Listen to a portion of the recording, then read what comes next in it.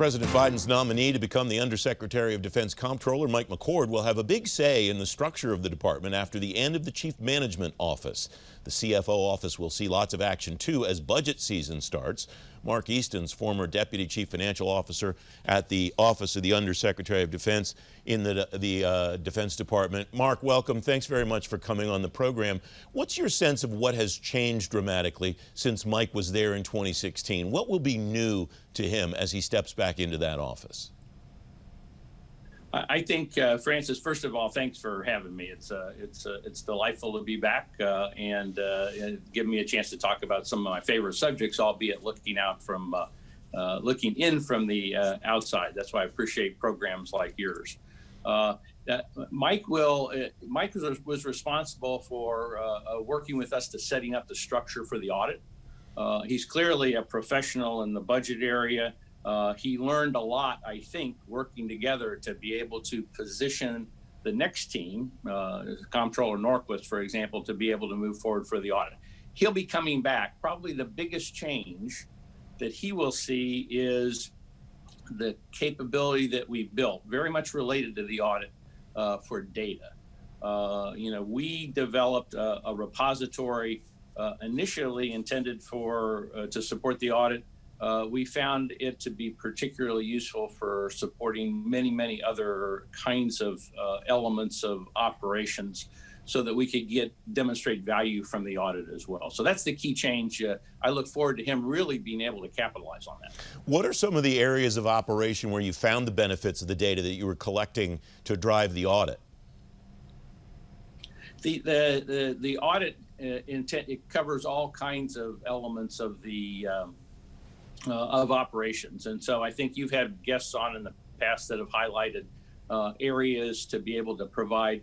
The data provides enterprise visibility, I think, for the first time. We've always had visibility, but they've always been in pieces. Mm-hmm. The kind of enterprise visibility has allowed us to do a better job identifying inventory issues as the auditors look at that.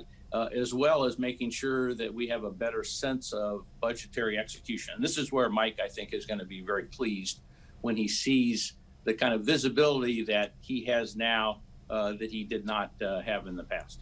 Lala Jenkins was on the program who's working on these issues for the Navy and the Marine Corps a couple of weeks ago, and she talked about some of the areas of concern that she has. What's your sense of the tools that are necessary and the people skills that are involved and so on in improving some of the areas that all of the services have regarding the concerns they're trying to turn around for the audit, Mark?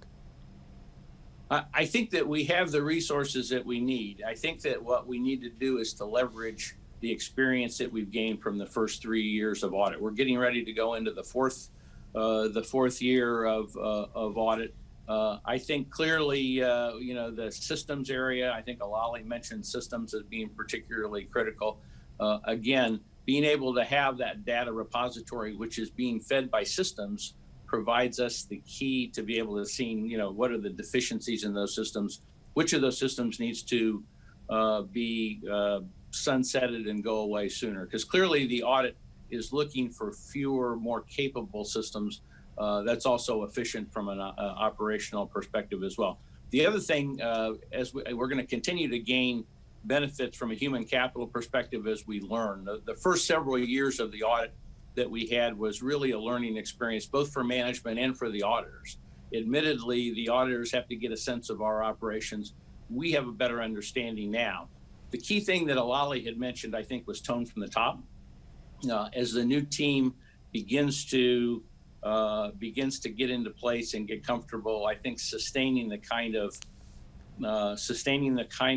attention to it. This is clearly not the most important thing that our senior leadership is dealing with, but it's one of the things that will provide a long-term investment for the future. And it certainly, I imagine, sends a message that the administration intends to continue the emphasis on the audit, given that they're bringing somebody back who was so crucial, as you described it, to instituting it and to getting it started in the first place. Yeah, I think Mike will have an advantage of knowing the operation, knowing the building. He will not be susceptible to what I would characterize as a natural learning curve that anyone coming in from the outside. So I think that it's going to be particularly beneficial. Again, I think that the data element, being able to use the data to try to build what we used to refer to, and I think you and I had talked about it conceptually earlier, as the CFO of the future. You had Mike Wecklow and Steve Kuntz on talking about that. I think that if you talk to GAO, you talk to people, staffers on the Hill, they will say that we are very far along in terms of recognizing the value of the data in a variety of capacities. Mark Easton, thanks very much for joining me. It's great to have you back on the program. Francis, always a pleasure. Take care.